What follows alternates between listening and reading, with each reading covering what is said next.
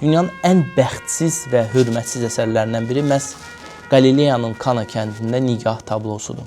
Bu əsər intibah dövrünün ən parlaq nümayəndəsi olan İtalyan rəssamı Paolo Veronese tərəfindən çəkilməsinə baxmayaraq marketinq qurbanına çevrilib və ən böyük bədbəxtliyi ondadır ki, Louvre muzeyində yerləşir. 90% onu izləyən şəxslər bu əsərə arxası ilə çönür. Bu da onunla əlaqədardır ki, bu əsərlə düz üzbəüz Leonardo da Vinci'nin Mona Lisa əsəridir.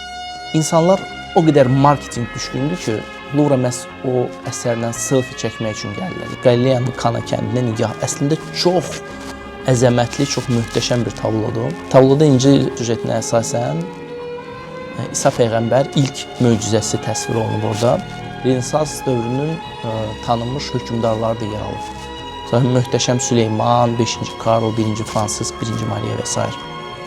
Ön planda isə musiqiçilər obrazında Veronese'nin özü və intibah məktəbinin görkəmli ustaları, misal üçün Titian, Tintoretto, Bassano kimi dahi rəssamlar əks olunur.